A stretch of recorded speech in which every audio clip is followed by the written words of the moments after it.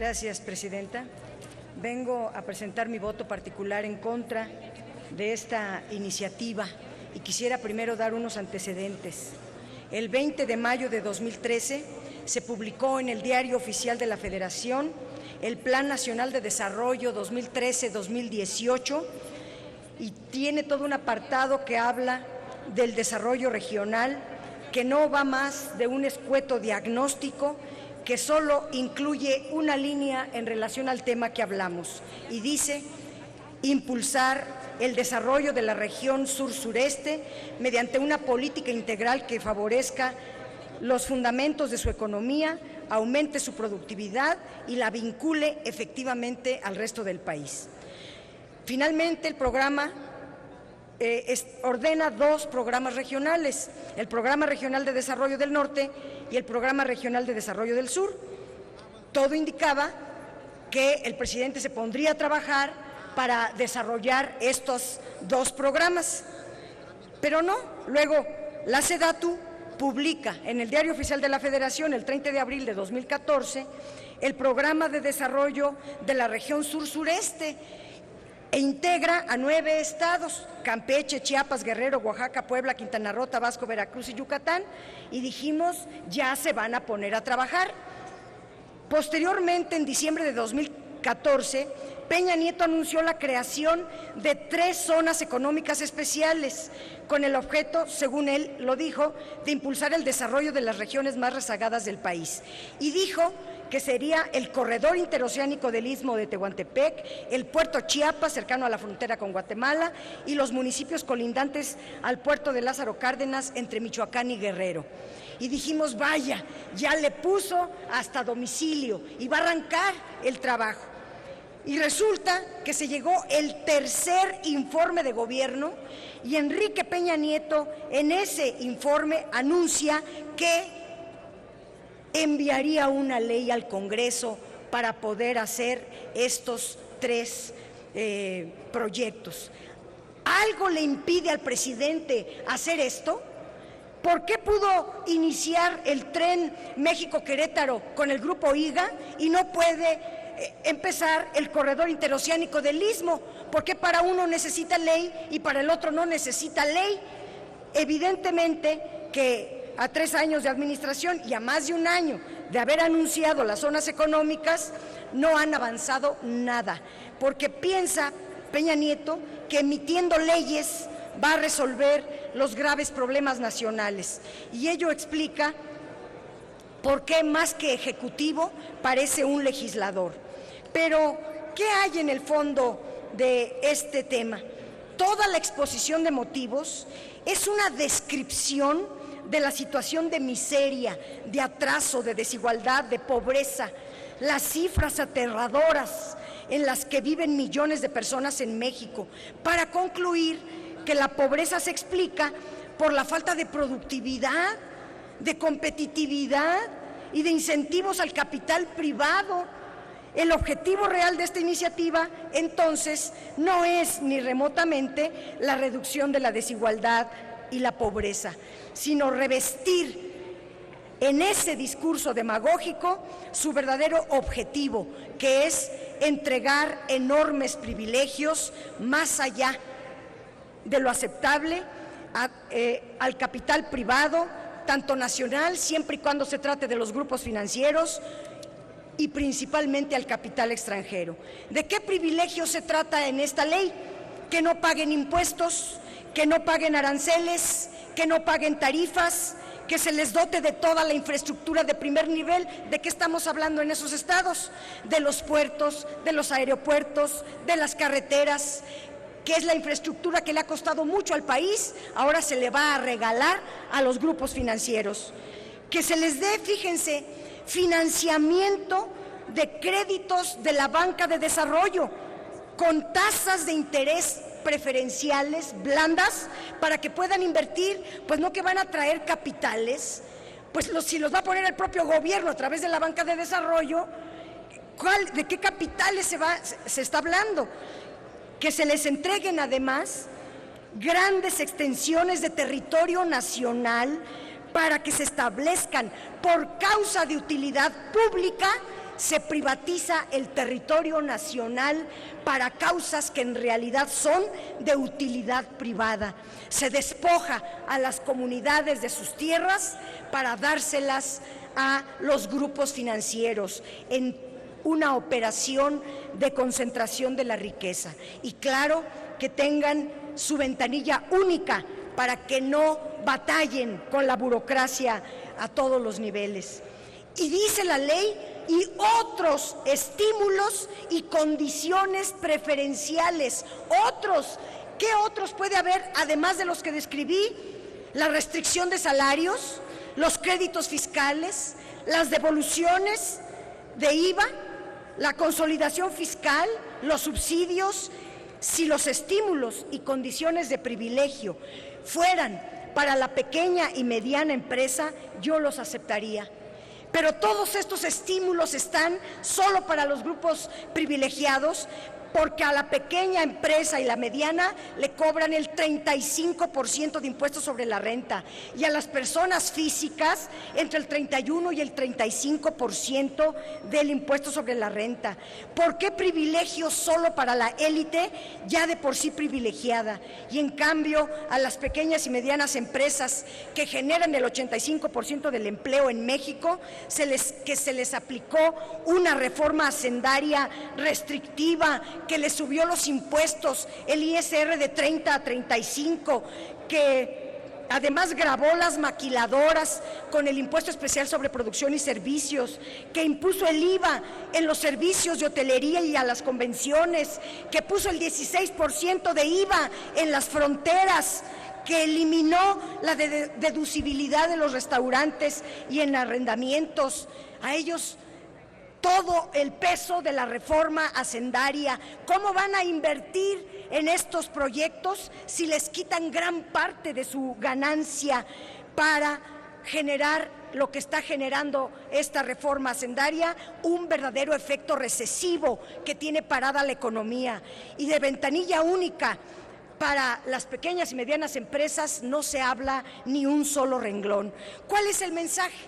Pues que a los mexicanos, a las pequeñas y medianas empresas, todo el peso de la reforma hacendaria, pero a los monopolios, a los que además están prohibidos, a los grupos financieros, exenciones fiscales de todo tipo y condiciones económicas de privilegio. Esto es exacerbar la desigualdad, abrir la brecha entre pobres y ricos, y es ofensivo que su discurso diga que sin crecimiento económico no hay desarrollo social, que primero hay que crecer para luego repartir.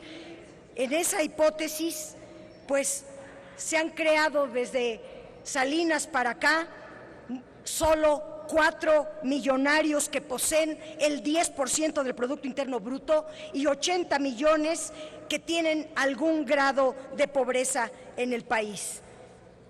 El Ejecutivo solo nos da un argumento para justificar esta ley, que solo así se brinda certidumbre a la inversión más allá de los ciclos políticos y periodos de gobierno. Es decir, son decisiones transeccionales, como empieza a finales de su sexenio, en lugar de al principio, porque no se ve un plan de gobierno de a de veras.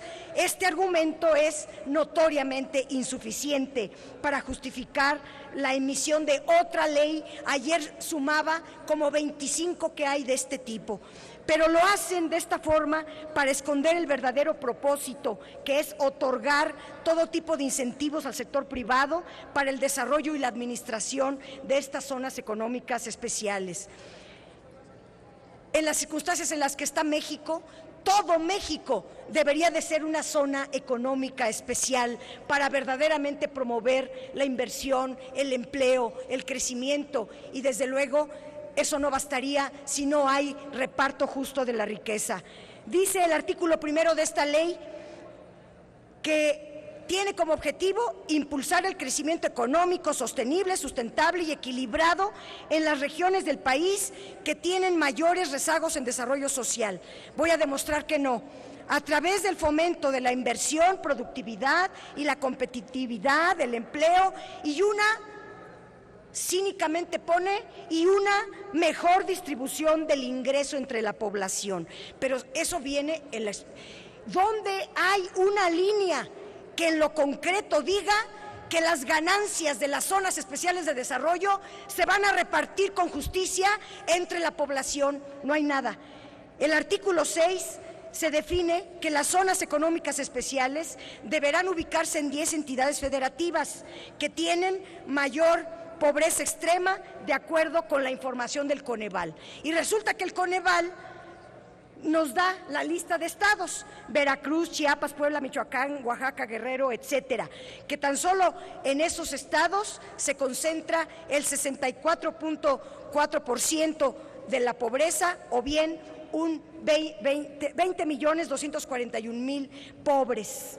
Las zonas económicas especiales que propone el Ejecutivo se ubican en 5 de estas entidades, pero ello no significa que realmente las zonas económicas se vayan a establecer en las regiones de los estados que tengan menor nivel de desarrollo, ya que el artículo 6 es contradictorio. Ahí mismo se dice que los estados deben de cumplir con las siguientes características. Entre otras, dice que deberán establecerse en áreas geográficas que representen una ubicación estratégica para el desarrollo de la actividad productiva, debido a que cuentan con carreteras, aeropuertos, ferrocarriles, puertos, corredores interoceánicos y un potencial de conectividad hacia otros mercados nacionales o internacionales. Y ahí llegamos al punto, porque en realidad, ¿a qué mercados se está mencionando? Porque México tiene comercio exterior principalmente con Estados Unidos. En un 85% se van las mercancías al norte. ¿Para qué quieren ahora en el sur? ¿Para el otro 5% que falta? No, es para que escogen el sureste, que se conecta directo para la exportación de mercancías hacia Asia-Pacífico, para sentar las bases del acuerdo transpacífico, y ese es uno de los meollos de este asunto. Estas restricciones, otras pone, impide que las zonas económicas se establezcan en las regiones de menor desarrollo social, que supuestamente es uno de los objetivos de esta ley. Las 3 zonas económicas especiales que propone el Ejecutivo son las de mayor nivel de desarrollo dentro de los estados en donde se ubican, y muchas de ellas tienen niveles incluso superiores a la media nacional y superiores también a otros estados de menor nivel de desarrollo. Estas 3 zonas económicas se ubican en puertos ya construidos y en operación, con el verdadero propósito de incentivar el comercio exterior vinculado al Acuerdo Comercial Transpacífico que ya firmó el gobierno federal, aunque no lo haya ratificado, ni siquiera ha recibido el documento el Senado de la República. Existe una grave contradicción entre el objetivo y los requisitos, y entonces debieron haberlo modificado: o cambian los objetivos o cambien los requisitos. De lo contrario, esta ley resulta completamente incongruente. La razón fundamental por la que se impulsa es que faculta al Ejecutivo para establecer unilateralmente, sin el Congreso, los incentivos y facilidades a su libre criterio y decisión, sin que intervenga otro poder del Estado. Esto es muy cuestionable, ya que en algunos casos el establecimiento de incentivos y de facilidades afecta los ingresos de la Federación. Ahí está el presupuesto de gastos fiscales, que es billonario, porque el Ejecutivo, en contra del Congreso, modifica los ingresos de la Federación, que es facultad exclusiva del Congreso. Por ejemplo, en el caso de que se determine una exención de impuestos como la que aquí se plantea, se afectan los ingresos presupuestales, y estos son aprobados por el Congreso. Habla en el artículo 19 de que se va a requerir permiso o asignaciones. Permiso si es privado, asignaciones si es público. Veamos solamente los permisos, porque con esta visión privatizadora no creo que den una sola asignación a nadie. Se faculta a la Secretaría de Hacienda la facultad se le da la facultad de, bueno, muchas, como me están limitando en el tiempo, voy a sintetizar. Se repite el mecanismo ya diseñado en la reforma energética para otorgar permisos a empresas privadas, ahora para que se hagan cargo de las zonas económicas especiales, lo que de suyo no estaría mal si fuera encaminado a de verdad incorporar a los pobres en el desarrollo, o para que se den nuevas privatizaciones y ahora también la nueva infraestructura pública y dentro del territorio nacional. No queda claro el beneficio social de la supuesta autorización que deba dar el Congreso y que todo quede a discreción de la todopoderosa Secretaría de Hacienda. En todo caso, el otorgamiento de los permisos debería de quedar a cargo de una comisión intersecretarial que considera la ley para que incluya a varias dependencias en la toma de decisiones. Se debería establecer que en el caso de que afecten bienes propiedad de la nación, se deba contar con la autorización del Congreso o con el pago correspondiente al menos, para que no quede regalados todos estos bienes públicos que le han costado al país. El artículo 30 es muy peligroso para las comunidades pobres, obviamente. Se establece la posibilidad de expropiar inmuebles o propiedades para el desarrollo de las zonas económicas especiales cuando se considere que son por causas de utilidad pública, cuando en realidad es por causa de utilidad privada. Se crea la figura de administrador integral de las zonas económicas especiales, que se define como la persona moral, es decir, un privado que administrará los derechos, que son muy amplios y que pueden hacer estos administradoras integrales todo lo que quieran, hasta prestar servicios asociados en el área de influencia. ¿De qué servicios asociados se habla? Del agua potable, ¿la van a privatizar? El drenaje, la energía eléctrica, y una manera explícita en el inciso 12 de este artículo 33 se establece que pueden operar los servicios de vigilancia, de control de accesos, de tránsito de personas y de mercancías en la zona, es decir, sustituir a la autoridad, se superponen a las autoridades municipales. Esto lo dije a las autoridades y contestan que no, porque se va a firmar un convenio con la autoridad estatal y municipal. Sí, pero ese convenio lo van a decidir ellos. ¿Para qué?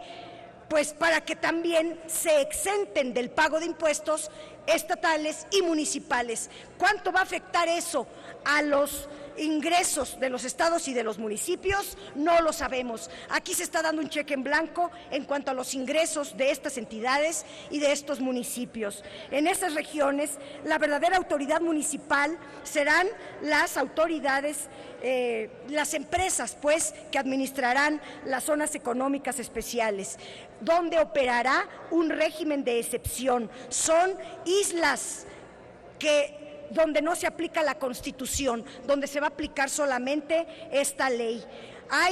Es la creación de una área autónoma, una área aislada que no se organiza ni se integra con el resto de la entidad y están privatizando partes del territorio nacional. En el artículo 36 se otorgan amplias facultades a la Secretaría de Hacienda para todo lo que tenga que ver con las zonas económicas especiales. Decide dónde se ubican, cómo operan, a quién se le otorgan, qué incentivos se le dan, qué tipo de facilidades, quiénes la administran, quiénes la supervisan. Va desde el proceso de creación de las zonas hasta la autorización, el análisis de factibilidad, decide la forma de convenio, el proceso de coordinación interinstitucional con los estados y con los municipios, elabora el plan de desarrollo, las políticas de las zonas económicas especiales y la comisión intersecretarial del presidente. La comisión intersecretarial la preside el secretario de Hacienda. Son muchas más cosas que contiene esta iniciativa.